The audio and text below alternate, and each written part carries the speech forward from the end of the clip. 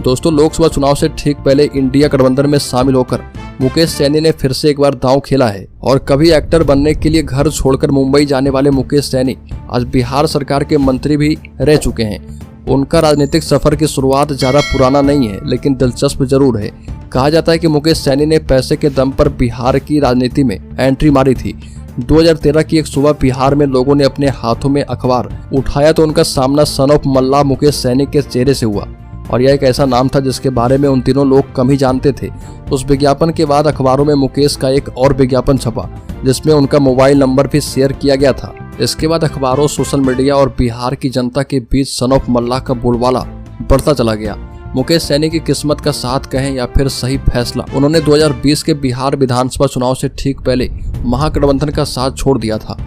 उन्होंने तेजस्वी यादव पर पीठ में छुरा भोंकने का आरोप लगाते हुए कम सीटें देने की बात कही थी। महागठबंधन की प्रेस कॉन्फ्रेंस में उनकी पार्टी ने हंगामा भी किया था और बाद में वो एनडीए के साथ आ गए, जिसके बाद बीजेपी ने अपने खाते से उन्हें 11 सीटें दी और 4 सीटों पर वीआईपी के उम्मीदवारों को जीत मिली।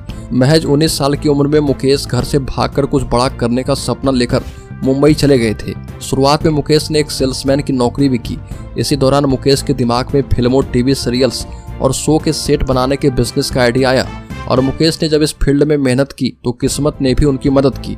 मुकेश के लिए सबसे बड़ा मौका उस वक्त आया जब नितिन देसाई ने उनको देवदास का सेट बनाने का काम दिया। इस धंधे में शुरुआती सफलताएं मिलने के बाद उन्होंने मुकेश सिने वर्ल्ड प्राइवेट लिमिटेड नाम की कंपनी बनाई।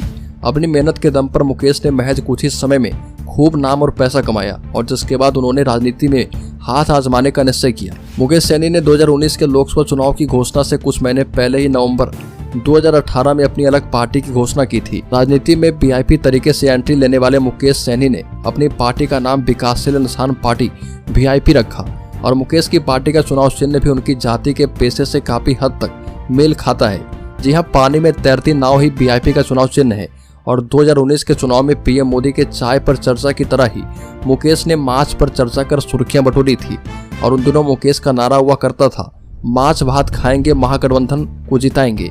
और 2019 में मुकेश ने खगड़िया लोकसभा सीट से किस्मत आजमाई, लेकिन बुरी तरह हार का सामना करना पड़ा था। राजनीति में भले ही मुकेश सैनी की पहचान 2014 के लोकसभा चुनाव में बनी हो, लेकिन सामाजिक जीवन में मुकेश सैनी ने 2010 में ही एंट्री कर ली थी। 2010 में मुकेश सैनी ने बिहार में सानी समाज कल्याण संस्थान की स्थापना की थी और उन्होंने अपने 2 ऑफिस भी खोले थे, एक दरभंगा में और दूसरा पटना में।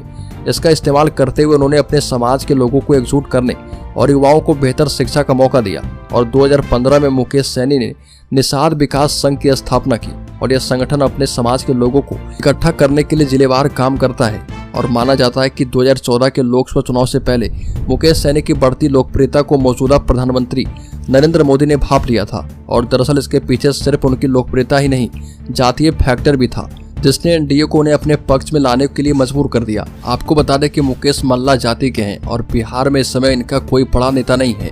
बिहार में मछुआरों एवं नाविकों की जाति में आने वाले मल्ला, सैनी, निषाद, बिंद जैसी अति पिछड़ी जातियों की आबादी काफी ज्यादा है और राज्य की 10 से 15 लोकसभा सीटों पर निर्णायक भूमिका निभाते हैं। लोकसभा चुनाव में मुकेश सैनी को एनडीए के पक्ष में वोट मांगते देखा गया और इसके बाद 2015 के विधानसभा चुनाव में मुकेश सैनी की राजनीतिक ताकत को पहली बार बड़ी पहचान मिली।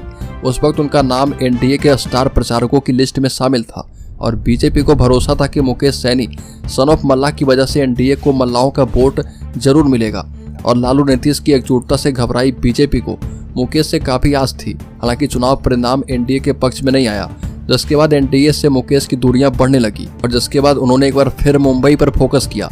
लेकिन लोकसभा चुनाव के नजदीक आते ही फिर से बिहार में वो वापसी कर चुके हैं और अभी तेजस्वी यादव के साथ प्रचार कर रहे।